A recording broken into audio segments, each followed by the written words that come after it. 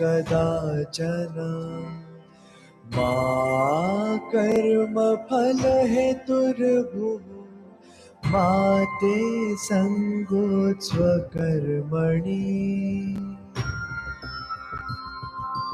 कर्मण्येवाधिकारस्ते मा फलेषु कदाचन मा कर्म फल हेतुर्भुः मा ते संगोत्स्व कर्मणि।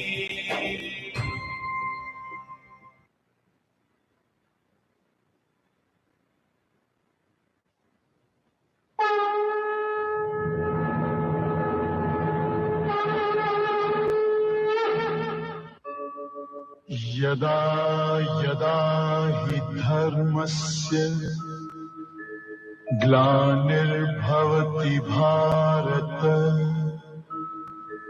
अभ्युत्थानम् अधर्मस्य तदात्मानं सृजाम्यहम् परित्राणाय साधूनां विनाशाय च दुष्कृताम् धर्म संस्थापनार्थाय संभवामि युगे युगे।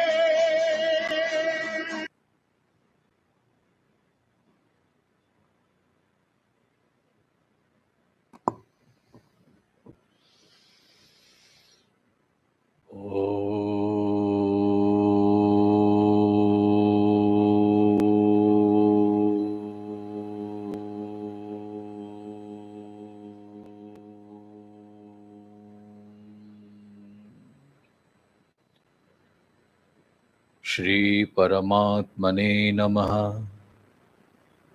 श्री गणेशाय नमः। श्री सरस्वत्यै नमः। श्री गुरुभ्यो नमः। ओम नमो भगवते वासुदेवाय। योऽन्तः प्रविश्य मम वाचमिमां प्रसुप्तां सञ्जीवयत्यखिलशक्तिधरस्वधाम्ना अन्यांश हस्तचरणश्रवणत्वगादीन् प्राणान्नमो भगवते पुरुषाय तुभ्यम्। वसुदेवसुतं देवं कंसचाणूरमर्दनं देवकी परमानन्दं कृष्णं वन्दे जगद्गुरुं। गुरुब्रह्मा गुरुविष्णु गुरुदेवो महेश्वर गुरुसाक्षात् परब्रह्म तस्मै श्री गुरवे नमः। मूकं करोति वाचालं पंगुर्लंघयते गिरिं यत्कृपातमहं वन्दे परमानन्दमाधवम्। श्री कृष्ण कन्हैया लाल की जय। सुरासुरा सेवित पाद पंकजा करे विराजत कमनीय पुस्तिका विदेश पत्नी कमलासन प्रिया सरस्वती नृत्यति वाचि मे सदा। ओ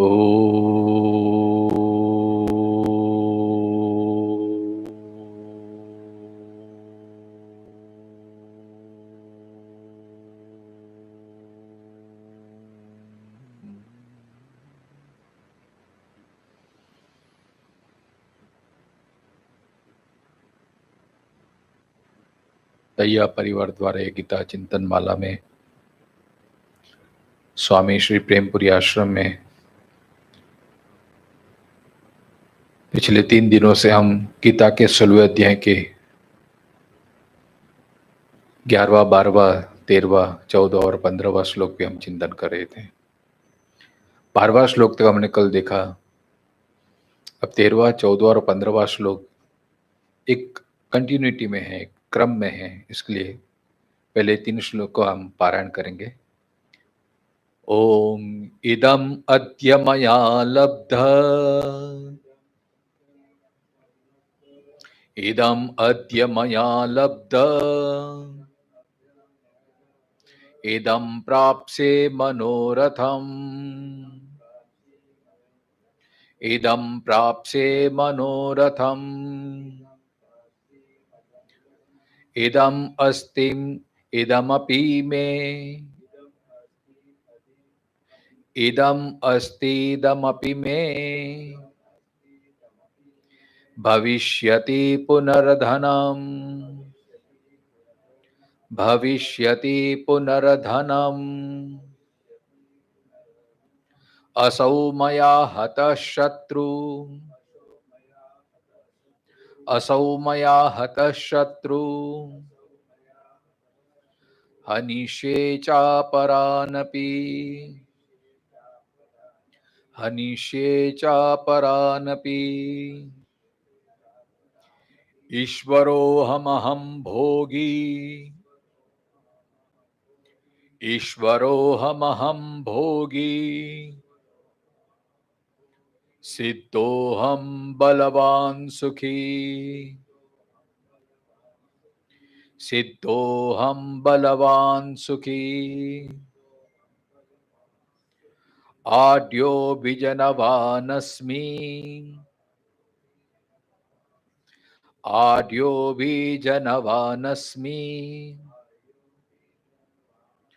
कोऽन्योऽस्ति सदृशो मया, कोऽन्योऽस्ति सदृशो मया, यक्षे दास्यामि मोदिष्य, यक्षे दास्यामि मोदिष्य, इत्यज्ञानविमोहितः, इत्यज्ञानविमोहितः।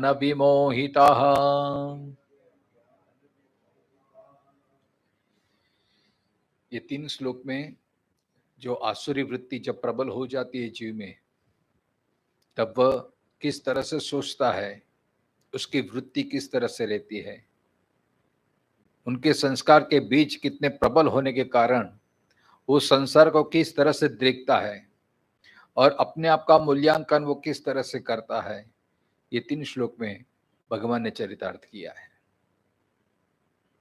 आप देखेंगे जब हमारे में भी जब आसुर वृत्ति विद्यमान हो जाती है, हम हमारे सत्व को भूल जाते हैं, हम हमारे आत्मस्वरूप को भूल जाते हैं, और जब शरीर के स्तर पर हम जीने लगते हैं, भौतिकवाद जब हमारे मानस में छा जाता है, तब हमारी भी सोच ऐसी हो जाती है।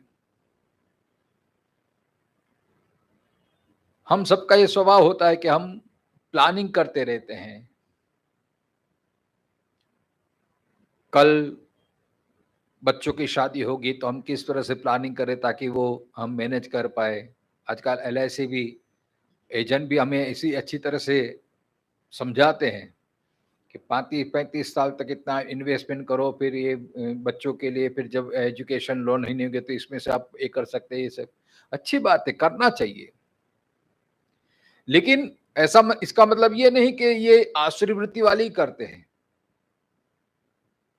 जो देवी संपदा वाले हैं, जो सज्जन हैं, जो साधु स्वभाव वाले हैं, वो भी करते हैं, बराबर है, वो सब करना ही चाहिए। लेकिन फर्क क्या कहां पे आता है? देखो, एक श्रद्धा होती है, श्रद्धा माने एक ईश्वर पे श्रद्धा होती है। प्रयास करना हमारा काम है, प्लानिंग करना हमारा काम है, लेकिन जो देवी संपदा वाला है वो केवल मात्र और मात्र उस पे अधीन नहीं रह जाता। फिर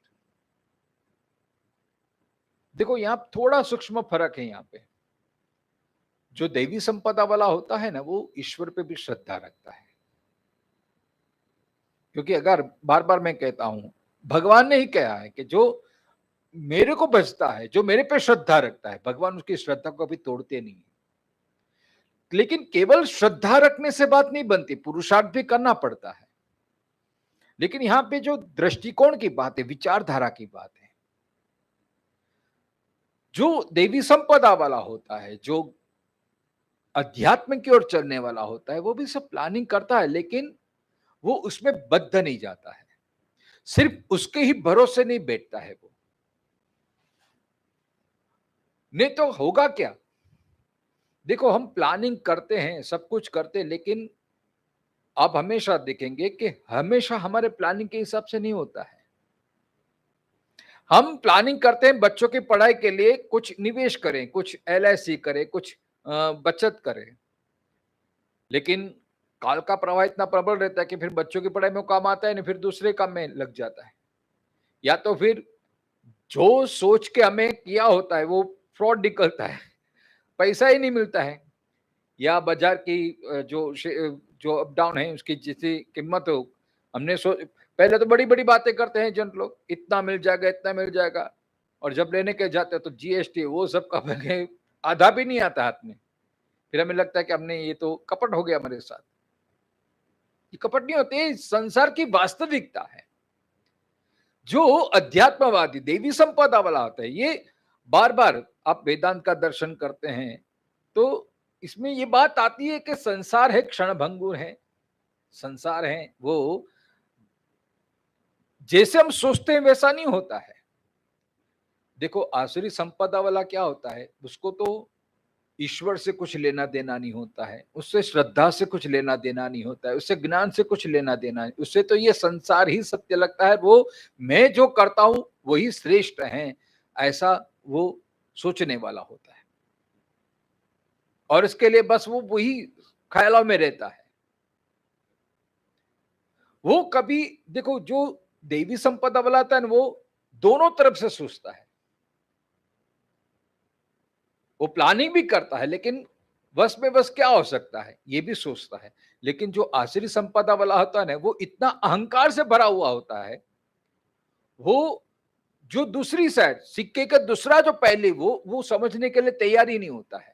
नहीं, ऐसा हो ही नहीं, मेरे साथ ऐसा नहीं हो सकता, अरे मैं तो इतना ज्ञानी, मैं इतना बुद्धिमान, मैं कभी गलती कर ही नहीं सकता हूं, ये उसकी सोच रहती। यही आसुरी वृत्ति वाला है। भगवान यहाँ जो 13वें 14वें और 15वें अध्याय में जो आसुरी संपदा वाले का जो लक्षण बता रहे हैं, वो अहंकार से भरे हुए हैं। ऐसे जीवों की क्या मनोदशा होती है और किस तरह से वो अपने आप को व्यस्त रखते हैं अपने जीवन में। देखो, जिसके लिए अर्थ ही सर्वोपरि है, धन ही सर्वोपरि है, वो धन का ही विचार करता रहता है। धनार्थी धन का ही अर्जन कैसे, वो उसका ही बार बार सोचने लगता है वो, और फिर वो धन उस पर इतना हावी हो जाता है कि खाते पीते सोते बस वो बिजनेस धंधा का ही चिंता करता है। आज इतना कमाया, कल इतना हो जाएगा, कल उतना। देवी संपदा वाला वो धन को चाहता है, लेकिन धन उसके लिए सर्वोपरि नहीं है, क्योंकि अंततोगत्वा आप देखिए धन है,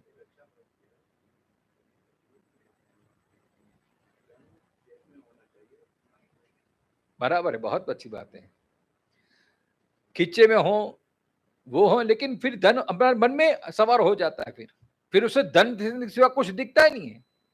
फिर वो संबंध भी जुड़ता है धन के कारण, इससे मुझे क्या फायदा होगा, इससे मुझे कितना मिल सकता है, जिससे फायदा ना होगा फिर उसके साथ कोई संबंध ही नहीं रखेगा फिर। तो देखो, एक एक धन के कारण इतना वो आसक्त हो जाता है, फिर अपने आप वो स्वार्थ भाव भी आ जाता है, और ये सब आप देखेंगे तो नश्वर है। धन किसी का हुआ नहीं, कल हमने देखा था सुभाषित में, जिसके लिए इतनी हम मेहनत करते हैं, हमारे लिए बहुत कम हम ये कर सकते। और जो सच्चा धनार्थी होता है ना, वो धन पे इतनी आसक्त है, लोग धन खर्च भी नहीं कर सकता ज्यादा, अपने लिए भी बहुत सोच समझ के करेगा वो, अपने शरीर के लिए, भोग के लिए वो करेगा, लेकिन परिवार की जब अरे इतना खर्चा नहीं, इतना थोड़ा कम कर दो, जैसे कंजूस बोलते हैं ना, तो धन की लालसा इतनी बढ़ जाती है फिर तो उसको जहां खर्च होता है तो उसको दर्द होता है, कम हो जाता है तो उसको दर्द हो जाता है। तो ये धन हमारा विनाश का कारण बनता है। फिर धन इतना उसके जहन में बस जाता है, फिर धन का ही विचार करने लगता है बस, और वही सर्वोपरि है, वही सर्वश्रेष्ठ है, ऐसा वो मानने लगता है। तो ये फिर इदम अद्य मया लब्धम, आज मैंने इतना पाया है, प्राप्त से मनोरथम, अमुक मनोरथ मन को संतुष्ट करने वाला पदार्थ और प्राप्त करूंगा, 5 साल के बाद इसके डबल हो जाएंगे, 10 साल के बाद इसका डबल हो जाएगा, वहां से ही आ जाएगा, ऐसी ही वो इसमें रहता है। उसके कारण फिर वो जो अपना, वैसे मनुष्य देह का किसके लिए मिला है? सिर्फ धनोपार्जन के लिए नहीं, आत्म कल्याण के लिए मिला है। लेकिन जो मनुष्य जीवन की सार्थकता है उसको भूल जाता है, फिर उसको धन ही दिखता है। तो ये आसुरी संपदा का लक्षण है। और धन ही जिसके केंद्र में हाँ है, तो फिर उसका जीवन भी उसके इर्द गिर्द ही रहता है। एक अच्छा जोक आपने सुना होगा, एक व्यक्ति बहुत लॉटरी लेता था,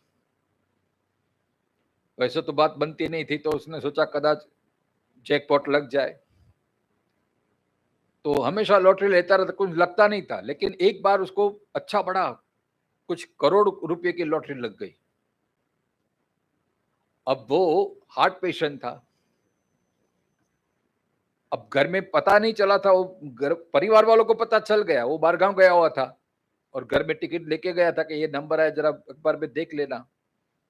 तो उन्होंने देखा तो इस बार तो लॉटरी लग गई थी। परिवार बहुत खुश हो गए, लेकिन भाई चिंता भी करने लगा, अभी क्या होगा अगर उनको ये समाचार देंगे और ये करोड़ रुपया सुन के उनको हार्ट अटैक ना आ जाए। सोचने लगे क्या किया जाए, तो उन्होंने अपने फैमिली डॉक्टर की सलाह ली।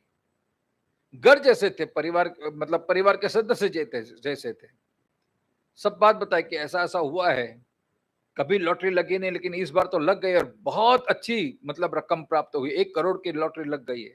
लेकिन हमें चिंता है, अभी 3 तो अटैक आ गया, अभी ये सुन के उनको खुशी के मारे अटैक ना आ जाए। तो डॉक्टर ने बोला आप चिंता मत करो, मेरे पे सब छोड़ दो, मैं उनको धीरे धीरे धीरे ये समाचार दूंगा। डॉक्टर ने सोचा कि मैं ऐसा धीरे धीरे शुरुआत करूंगा ताकि उनको धक्का न लगे। तो जब वो बारगांव से आया तो डॉक्टर आया उसके पास, तो आदमी को आश्चर्य लगा कि अभी घर में कोई बीमार नहीं, आप ऐसे, तो अरे मैं तो बस यहाँ से गुजर रहा था, चलो चाय पीने की चाय, तो आपके यहाँ गया, तो बैठे दोनों चाय पी रहे थे। फिर धीरे से डॉक्टर ने बात छेड़ी कि सुने आज का आप बहुत लॉटरी लेते हैं? कि हाँ लेता रहता हूँ। कभी लगते कि नहीं? कुछ नहीं लगते, हमारा नसीब ही खराब है, क्या करें, धंधा भी बराबर नहीं चलता और मेहनत करते हैं लेकिन नहीं करता है। तो डॉक्टर ने बोला अब धार लीजिए कि आपको 10,000 की लॉटरी मिले तो आप क्या करें? डॉक्टर ने सोचा धीरे धीरे धीरे शुरुआत करते हैं। तो आदमी ने बोला 10,000 क्या वैल्यू है डॉक्टर साहब, 10,000 में तो कुछ नहीं होता है, ये बच्चे बोलते रहते हैं कि मुझे अच्छा मोबाइल खरीद के दो, तो 10,000 में कुछ मोबाइल उसको दे देंगे कुछ।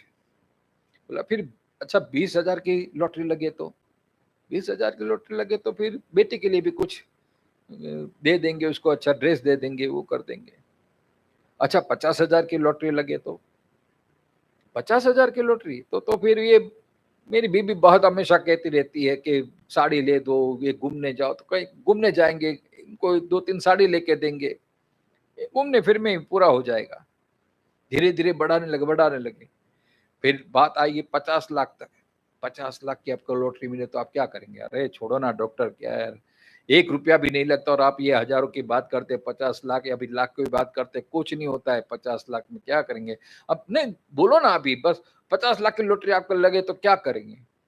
बोले 50 लाख की लॉटरी लगेगी तो ये घर बहुत छोटा पड़ रहा है, तो थोड़ा बड़ा घर ले लेंगे और थोड़ा 1-2 बेडरूम ज्यादा हो जाएगा, तो ये सब करेंगे। फिर धीरे से बोला, डॉक्टर ने बोला अभी 1 करोड़ की लॉटरी लग जाए तो आप क्या करेंगे? अब वो इतना परेशान हो गया, बोलते छोड़ो ना डॉक्टर, क्या 1 करोड़ करता है, कुछ नहीं होता है, अभी 1 करोड़ क्या है यार, देखा भी नहीं है कभी। नहीं बस अब 1 करोड़ की लॉटरी लगे तो आप क्या करेंगे? तो बोले कि डॉक्टर अगर सही में 1 करोड़ की लॉटरी लगे तो आधा मैं आपको दे दूंगा।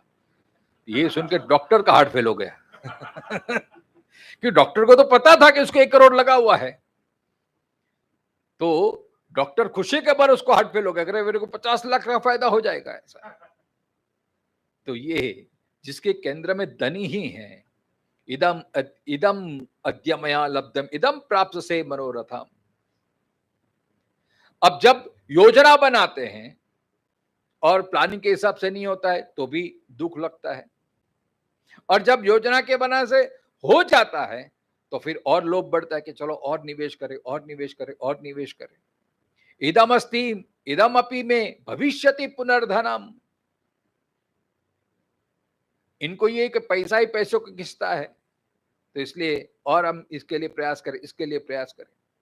देखो, पैसा कमाना बुरी बात नहीं है, लेकिन जो आसुरी संपदा वाला है वो पैसे को ही सर्वोपरि मान लेना, ये दुख की बात है, ये बंधन का कारण है।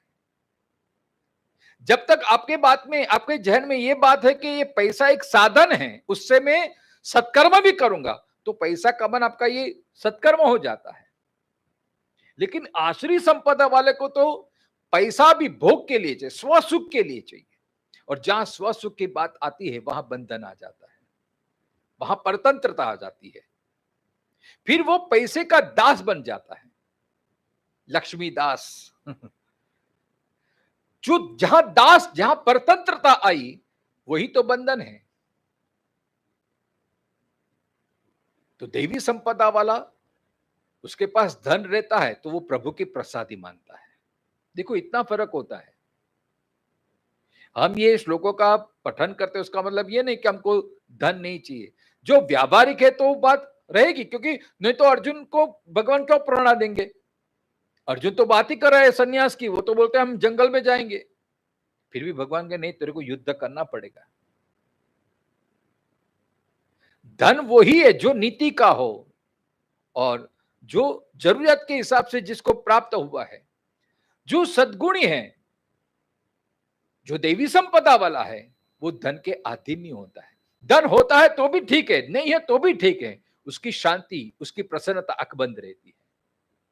लेकिन जो आसुरी स्वभाव वाला है, उसकी शांति, उसकी प्रसन्नता, उसका एकमात्र आधार धन बन जाता है।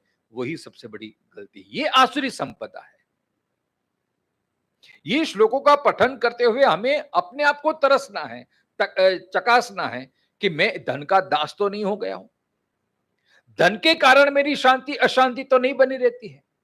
अगर ये बनी रहती है तो फिर अपने आप को सुधारने का, क्योंकि धन वो तो यहां का वहां ही रहेगा। फिर धन वो नाशवान है, ये धन ही सब उपाधियों का मूल होता है। इसलिए सिर्फ धन ही सर्वोपरि नहीं है, ये हमारा शास्त्र कहता है, ये गीता कहती है। लेकिन आसुरी संपदा वाला को ये धन ही सर्वश्रेष्ठ लगने लगता है।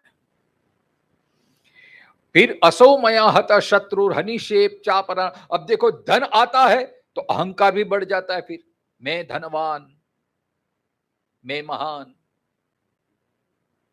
सर्वे गुणा कांचनवा श्रेयंति। धन से मैं कुछ भी कर सकता हूं, पैसे के जोर पर मैं कुछ भी कर सकता हूं। और बात भी सही, आज जैसे युग का प्रभाव होता है तो पैसे का जोर तो है बहुत, जिसके पास पैसा है वो कुछ भी कर सकता है। तो इसकी सोच भी ऐसी हो जाती है। फिर देखो, ये धन कितने दूषण लाता है। देवी संपदा वाला होता है ना, तो धन आता है तो फिर वो बचा भी सकता है, क्योंकि उसमें मालिकी भाव नहीं होता है। धन मेरा, जब ये भाव आ गया तो मालिक हो गए हम, धनवान, तो फिर अहंकार भी आ जाएगा। लेकिन देवी संपदा वाला का ये भाव रहता है कि ये धन मुझे ईश्वर की कृपा से मिला है, और ये धन वो मेरे लिए सर्वोपरि नहीं है, इसलिए वो धन से वो प्रसन्न या अप्रसन्न नहीं होगा। फिर धन आया है, ठीक है, प्रभु की कृपा है, इसके लिए उसका अहंकार भी बढ़ता नहीं है। इसलिए कहता है ना, श्रीमंत अलग होता है, जो पीढ़ी दर पीढ़ी जो जिसके पास है उसके लिए संस्कार भी रहते हैं, तो श्रीमंत कहां जाता है। और एक होता है पैसादार। पैसादार और श्रीमंत में बहुत फर्क है। श्रीमंत माने जिसमें पैसे के साथ साथ विवेक भी है, संस्कार भी हैं। और ऐसे कहीं आपको परिवार देखने को मिल जाएंगे। पैसे का घमंड नहीं होता, और इतना पैसा अगर अचानक जैकपॉट लग जाता है, अचानक लॉटरी लग जाती है, या अनीति से कमाया हुआ, बिना मेहनत का कमाया हुआ धन इकट्ठा कर लेते हैं, तो अहंकार भी आ जाता है, और इसके एक व्यवहार से हमें पता चल जाता है। उसको पैसादार बोलते हैं, और वो धन उसका पतन का कारण भी बनता है। वो धन के बल पे संसार को अपने वश में करने का प्रयत्न कर लेता है। फिर अहंकार इतना बढ़ जाता है कि बस मैं ही सर्वश्रेष्ठ हूं, मैं ही समर्थ हूं। वो धन के बल पर किसी को मार भी सकता है, किसी को फंसा भी सकता है। कोई उससे ऊंची आवाज में बात करेगा तो धन पे जोर पे उसको वो दबा भी सकता है। तो असौ मया हता शत्रु, इस बार तो इसको मैंने मार दिया, अब दूसरी बार दूसरे की बात है, उसको भी मैं वही कर दूंगा। ऐसी उसकी विचारधारा रहती है। बस ईश्वरो अहम अहम भोगी सिद्धोहम बलवान सुखी ही, मैं ही ईश्वर हूं, मैं ही समर्थ हूं, मैं ही बलवान हूं, मैं ही भोगी हूं। मतलब सारे भोग मैंने ही भोगते हैं। ऐसे अपने आप में इतना अहंकार बढ़ जाता है कि लोगों को तुच्छ समझने लगता है। वो फिर आप देखेंगे जो जितना बड़ा होता है ना, फिर छोटे आदमी को इतना वो तुच्छ करता है। फिर वो जो श्रीमंत होता है वो सबके लिए सम्मान का भाव रखता है। तो ये श्लोक पठन करने हमें देखना है कि हमारे में तो ये वृत्ति नहीं है ना, ये आसुरी वृत्ति है। अगर धन पे जोर पे हमारा अभिमान बढ़ जाता है, धन के जोर पे हम अपने आप को बलवान मानने लगते हैं, तो ये हमारा भ्रम है। क्योंकि बड़े बड़े धनी भी काल के प्रवाह में फिर वो नष्ट हो जाते हैं। कुछ क्षण के लिए आपको एहसास होगा, लेकिन इस संसार का ये बल इतना प्रबल है, इस संसार के प्रवाह में कोई टिक नहीं पाया है। ગુજરાતીમાં ભજન છે ને, જીવ તું શાને ફરે છે ગુમાનમાં, તારે રહેવું ભાડાના મકાનમાં। ये परम वास्तविकता है कि ये संसार में कोई भी, अरे कितने बड़े बड़े बलवान आ गए। रावण को भी कितना दर्प था,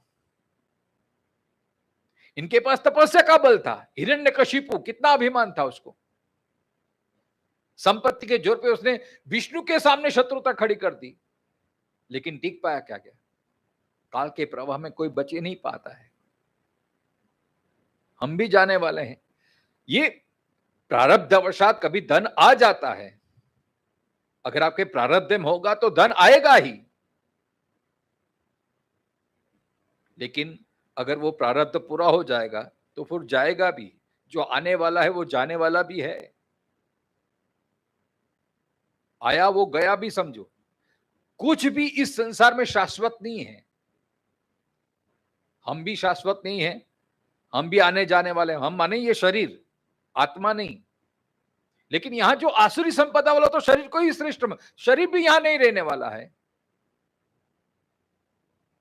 तो फिर हम किस बात के गुमान करते हैं? थोड़ा धन बढ़ जाता है, थोड़ा विद्या बढ़ जाती है, तो कितना अहंकार आ जाता है, फिर अपने आप को ही सर्वश्रेष्ठ मानने लगते हैं। यही सबसे बड़ी गलती है। लेकिन ये आसुरी संपदा वाले का यही लक्षण, अभिमान, काम, ये सब यही मेन उसका आश्रय है।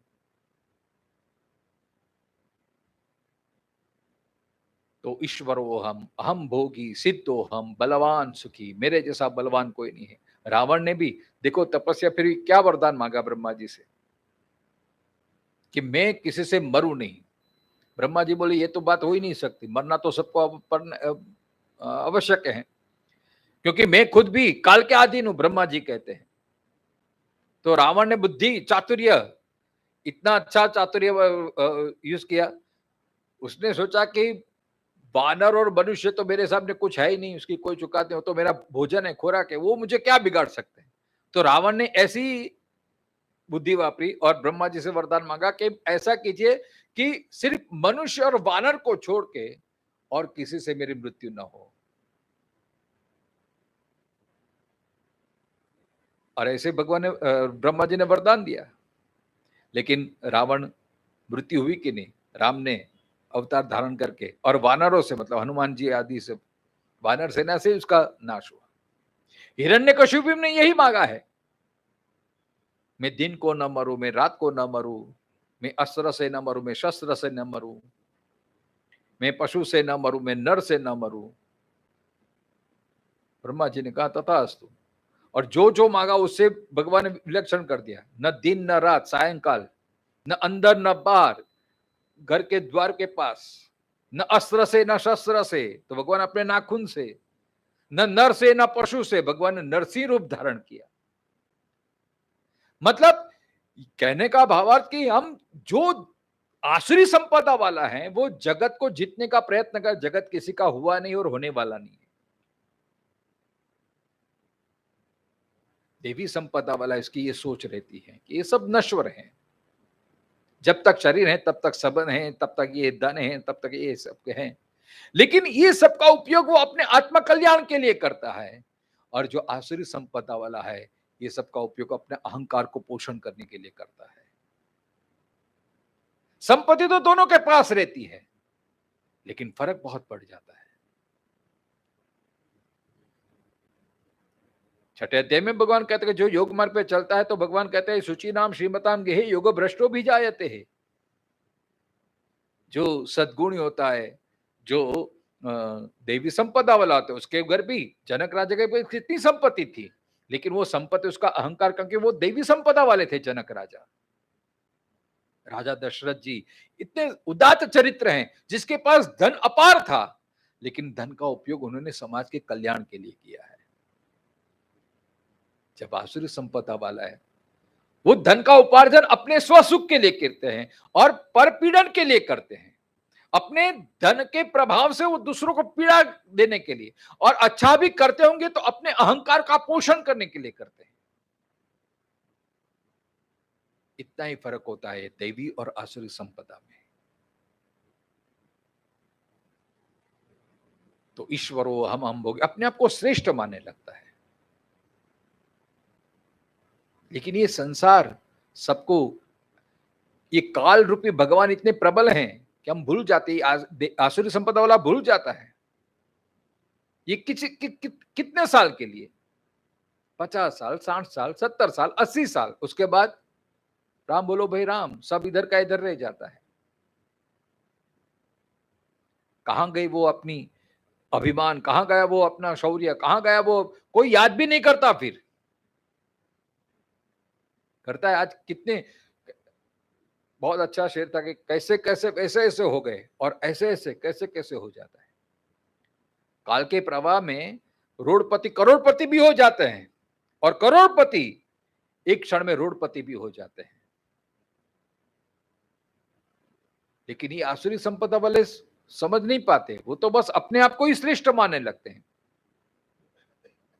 जो देवी संपदा वाले हैं वो हमेशा ये चिंतनशील रहते हैं, वो सोचते हैं कि कुछ भी यहां शाश्वत नहीं है, इसलिए वो अपने अहंकार भाव नहीं रखते, मालिकी भाव नहीं रखते, ईश्वर ने मुझे दिया है।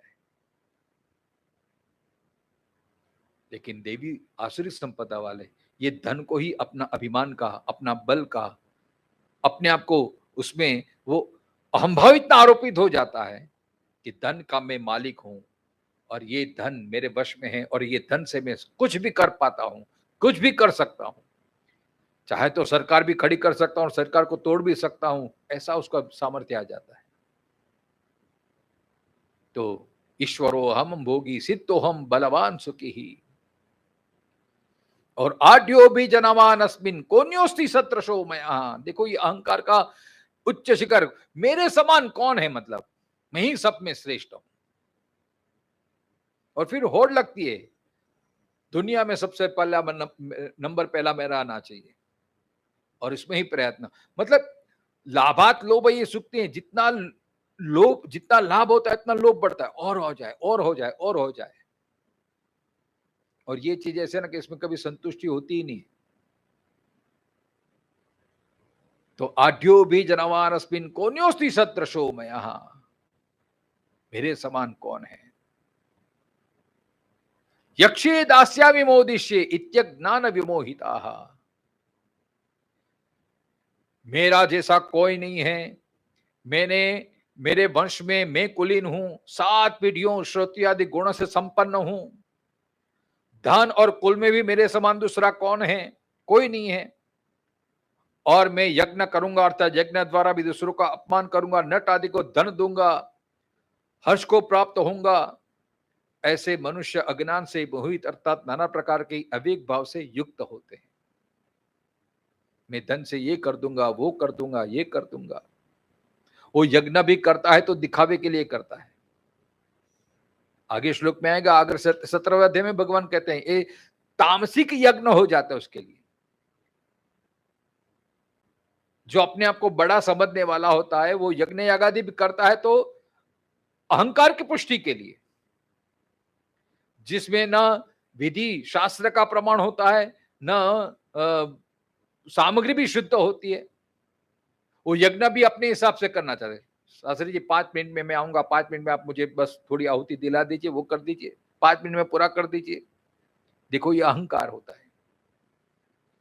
तो ऐसे ख्याल में रहता है। जो देवी संपदा वाला होता है वो धन के कारण वो अभिमान को वश नहीं होता है। अगर हमारे जीवन में धन है और उसका अभिमान है तो हमें सावधान हो जाना चाहिए, क्योंकि ये सब नाश। देखो ये आसुरी संपदा वाला है ना, ये नाशवान पदार्थों को ही सर्वोपरि मान लेते हैं। जो अध्यात्मवादी है, जो देवी संपदा वाला है, वो हमेशा चिंतन करता है कि ये धन है, ये मान है, ये प्रतिष्ठा, ये सब तो क्षणभंगुर है। जो लोग मुझे वाहवाह करते हैं वो किसके लिए करते हैं? आपके पास धन होंगे तो आप ऐसे कहते भी है ना कि नाणा वगरनो नाथियो नाणे ना था लाल।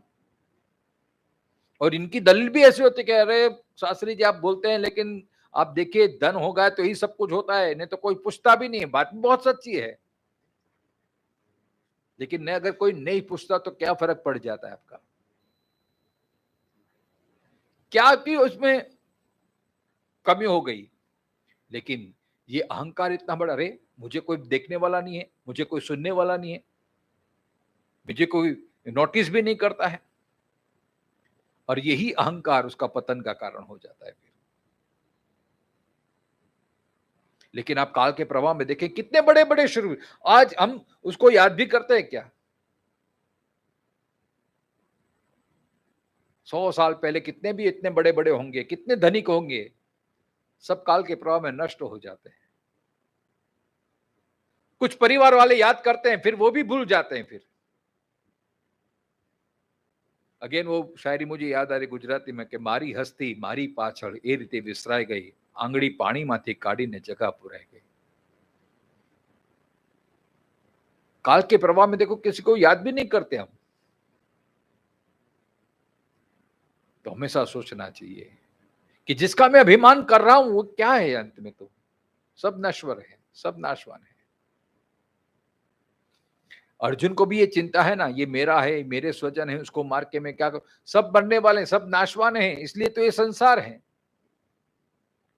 ये जगत किसको कहते हैं? गच्छति इति जगत, जो जाने वाला है, कुछ भी शाश्वत रहने वाला नहीं है।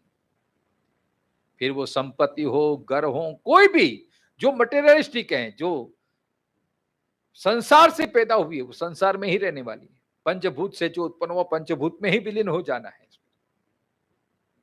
इसलिए जीव तू साने करे गुमान। और हम प्लानिंग करते रहते हैं, कल ये होगा, कल वो होगा, कल ये होगा। खबर नहीं पल की, मूर्खवा बात करे कल की। तो ये सब सोचना चाहिए। फिर 16, 17 और 18 अध्याय में भी यही बात दोहराई है। भगवान कहते हैं, आइए पहले उनका पारायण करते हैं। अनेक चित्त विभ्रांता, अनेक चित्त विभ्रांता, मोह जाल समावृता, मोह जाल समावृता, प्रसक्ता काम भोगेषु, प्रसक्ता काम भोगेषु, पतन्ति नरकेषु च पतन्ति नरकेषु च आत्मसंभाविता स्तब्धा आत्मसंभाविता स्तब्धा धनमान मदान्विता धनमान मदान्विता यजन्ते नाम यज्ञैस्ते यजन्ते नाम यज्ञैस्ते दम्भेना विधिपूर्वकम् दम्भेना विधिपूर्वकम् अहंकारं बलं दर्पम् अहंकारं बलं दर्पम्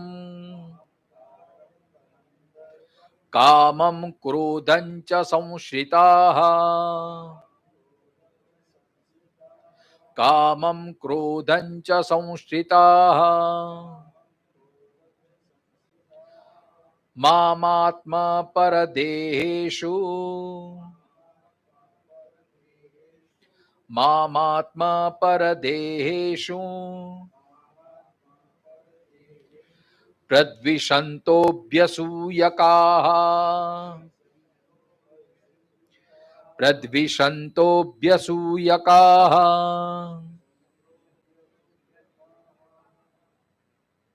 अनेक चित्त विभ्रांता। अब देखो ये आसुरी संपदा वाला का ये और एक विलक्षण है कि अनेक चित्त विभ्रांत, उनका चित्त अनेक दिशाओं में जाता है और मोह जाल समावृता, मोह जाल में फंसे हुए ऐसे इतना मोह में रहते हैं। मोह क्या बोलते हैं? हम बोलते हैं ना मोह माया। मोह माने जैसे वेदांत में दृष्टांत देते हैं कि जैसे सूर्य के प्रकाश में वो छिप होता है, वो चमकीला पदार्थ, तो चांदी का भ्रम होता है उसमें। दूर से ऐसे लगता है कि ऐसे चांदी का सिक्का पड़ा है, और जब नजदीक जाते हैं तब ज्ञान होता है ये तो छिप है, चांदी नहीं थी।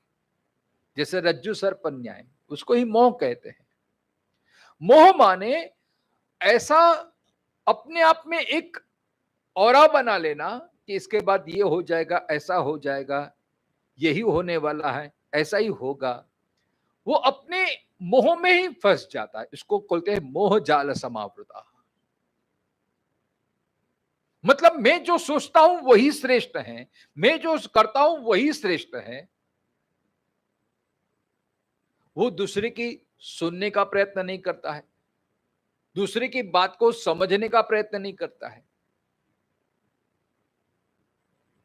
जैसे किसी ने नशा किया होता है तो वो मद से चूर हो जाता है, नशे में धुर्त होता है, वो अपने नशे में मस्त है। ऐसा ही वो धन के कारण, कुछ ऐसी दूसरे के से अधिक जो संपत्ति आ जाने के कारण अपने आप को इतना श्रेष्ठ मानने लगता है, इतना वो मोह में रहता है,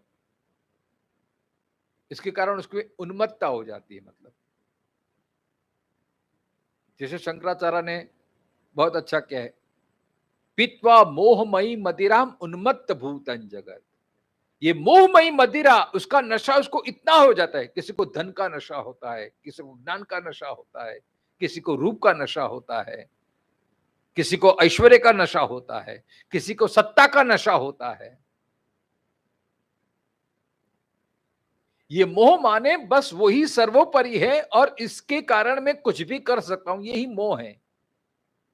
मतलब ये अभी मेरे पास हमेशा रहने वाला है और इससे ही मैं सुखी हूं, इससे ही मेरी इज्जत है, इससे ही मेरा नाम है, इससे ही मैं जगत को जी पाऊंगा, ये मोह है। तो अनेक चित्त विभ्रांता, जब ऐसा मोह आ जाता है, जब धन आने लगता है तो और लालसा बढ़ती है, फिर और अलग अलग दिशा में। अब इसको एक से ही संतुष्टि नहीं होती, फिर और अनेक, ये भी करूं इससे भी फायदा होगा, इसको भी ये करूं ऐसे करूं। जो बिजनेस अपने फैलाने का कोशिश करता है, इसके ये करना, ये अनेक चित्त विभ्रांता। अब जिसके पास सामर्थ्य है, जिसके पास सफलता है, जिसके पास अनुभव है, तो वो करता है, कोई बात नहीं।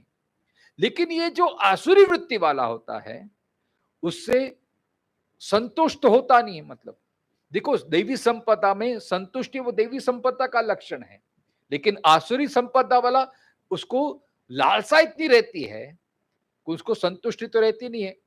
जितना लाभ होता है उतना लोभ भी और बढ़ता है, और मुझे आए और मुझे आए और मुझे आए।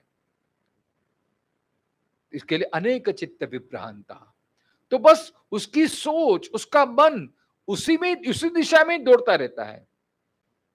अब कल क्या करे, उसको बुलाएं, इसको बुलाएं, यहां जाना है, ये करना है, ये टारगेट पूरा करना है, वो करना है। इसी में जो रमता रहता है उसको बोलते हैं अनेक चित्त विभ्रांता। दूसरा देखो, ये स्थित प्रज्ञ के लक्षण दूसरे अध्याय में भी आता है ना। एक स्थिर मति होती है और एक विक्षिप्त मति होती है। अशांति आती है ना, तब मन बेचैन रहता है। तो कभी आती है अशांति? जब मन विचलित होता है। मन विचलित माने एक फोकस नहीं रहता है। जो देवी संपदा वाला होता है उसका फोकस रहता है, उनकी एक दिशा रहती है, एक गति रहती है, गोल सेट रहता है, उसका ध्येय निश्चित होता है। लेकिन जो आसुरी संपदा वाला होता है, उसके गोल बदलते रहते हैं, उसकी सोच बदलते रहते हैं, उसका मन बदलता, आज कुछ बोलता है, कल दूसरा बोलेगा, कल तीसरा बोलेगा, उसकी विचारधारा बदलती रहती है। वो एक सिद्धांत पे नहीं रहता है। वो अपने सिद्धांत को, अपने आचार को, अपने विचार को बदलते रहता है। वो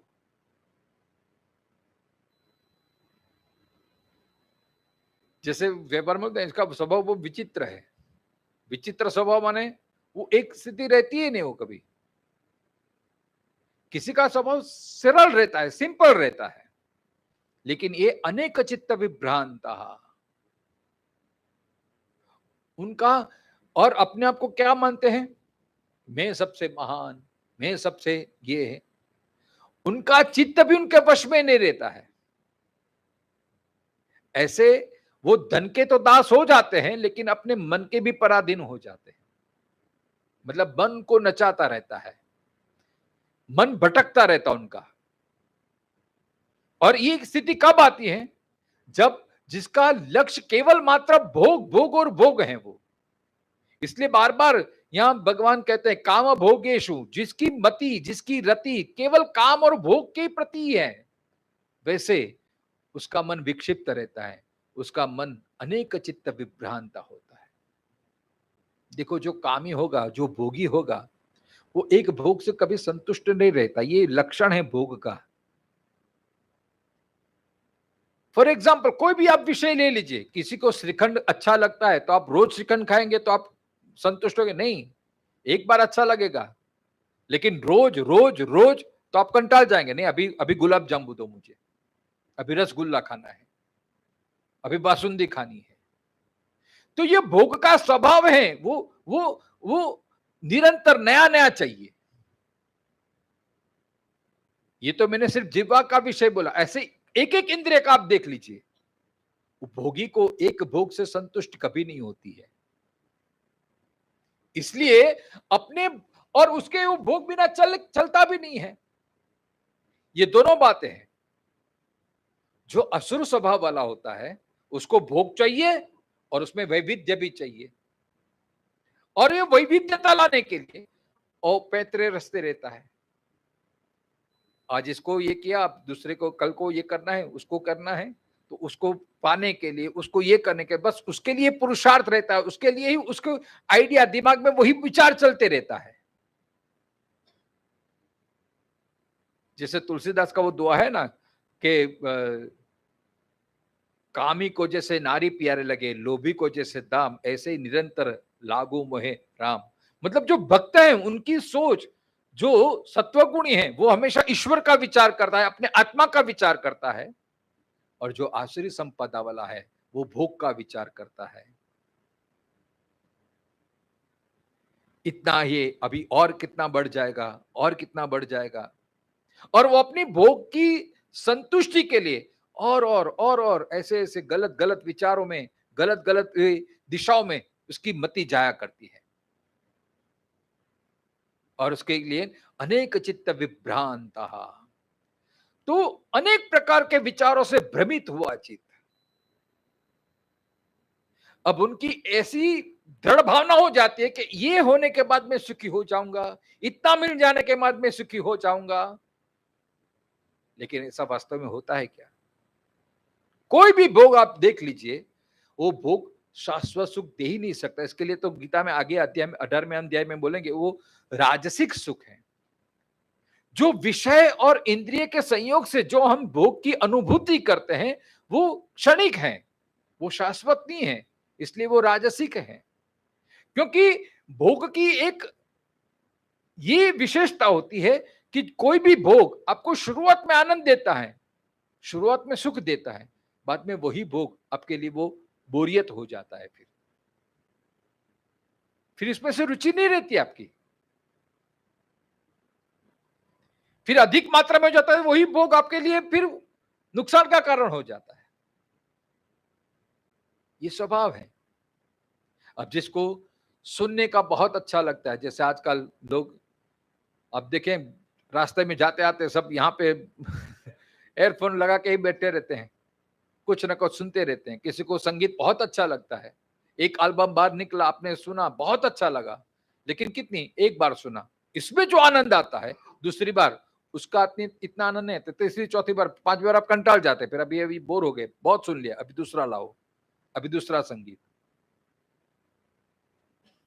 वैसे भोजन में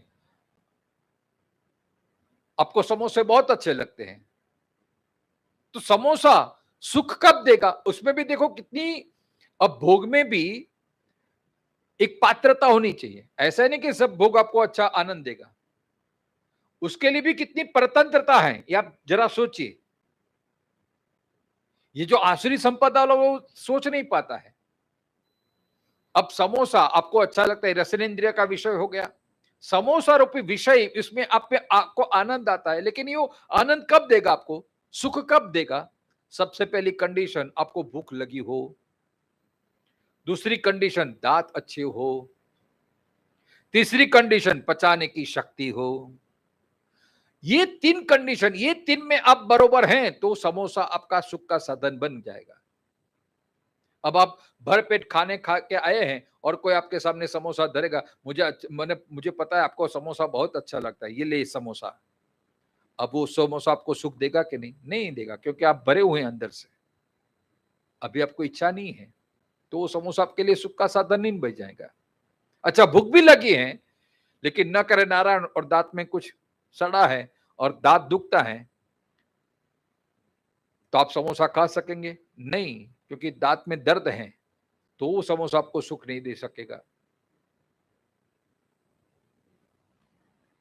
अच्छा चलो, समोसा आपको भूख भी लगी है, दांत भी बराबर है और समोसा आ गया, तो पहला समोसा आप जो खाते हैं उसमें जो आनंद आता है, दूसरे समोसा में उतना आनंद आता है। जैसे जैसे समोसा पेट में जाता है वैसे वैसे वो सुख की मात्रा घटती जाती है। 3 खा लिए, 4 खा लिए, फिर 5वां समोसा, अभी तो नहीं, अभी नहीं, फिर वही समोसा दुख का कारण बन जाता है। ऐसे ही अनेक चित्त विभ्रांता, जो असुरी संपदा वाला है, एक भोग से संतुष्टि, पहले जो नहीं मिलता उसके लिए प्रयत्न करता है, और जब मिल जाता है फिर उसकी फिर कदर नहीं रहती, फिर बोलता है ये तो है, अभी दूसरा लाओ, अभी तीसरा लाओ। इसके लिए अनेक चित्त विभ्रांता, वो कभी सुखी रहे, उसकी कभी जीवन में शांति हो ही नहीं सकती।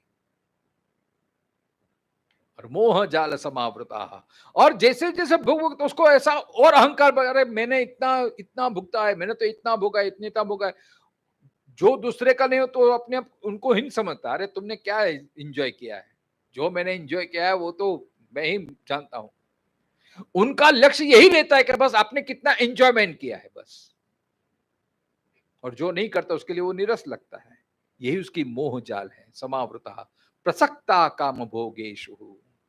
और हमेशा ये काम और भोग में ही आसक्त रहने वाला पदंती नरके अशुचोहु, भगवान कहते हैं उसको वो नरक में पड़ता रहता है।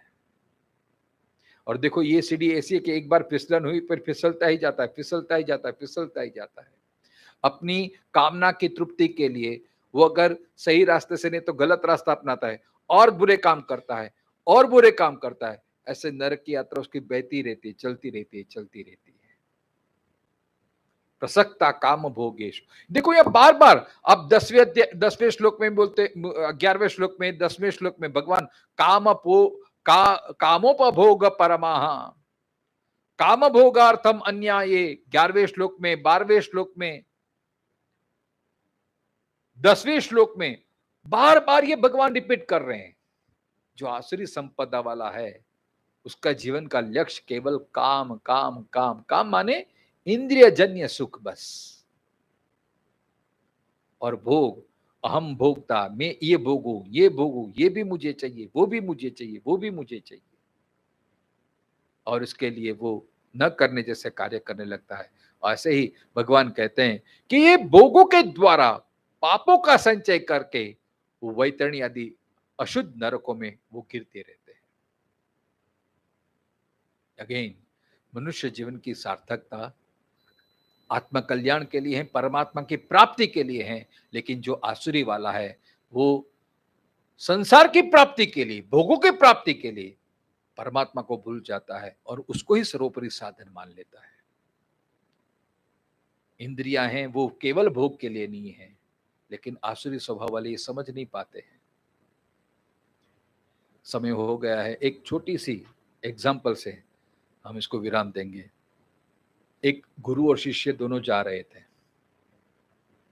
अब गुरु बहुत आत्मज्ञानी थे, शिष्य थोड़ा नया नया ज्वाइंट हुआ था, तो उसमें सब गुणों का इतना बड़ा वो आविर्भाव था, उभरा था, जिसको बोले गुजराती में उभरो आवे, लागणियों नो उभरो ने आ बधु।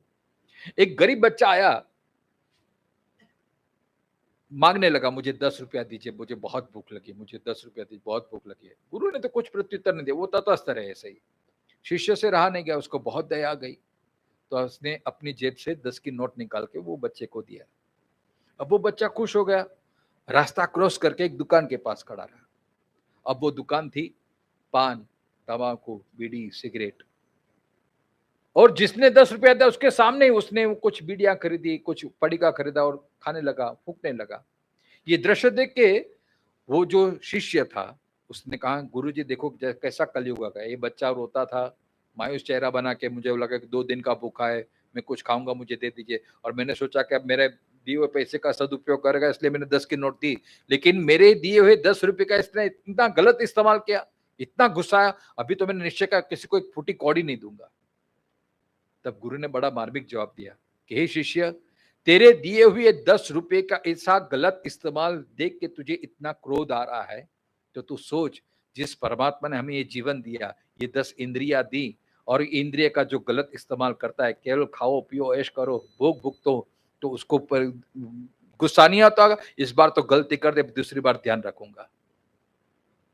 कहने का भावार्थ, भगवान ने हमें जो इंद्रियां दी हैं, तो वो शब्द स्पर्श रूप रस गंध केवल उसके लिए नहीं दी हैं, ये इंद्रिय से हम परमात्मा का अनुभव करें, आत्मकल्याण करें, परमात्मा की प्राप्ति करें, तो ये मनुष्य जीवन सार्थक है।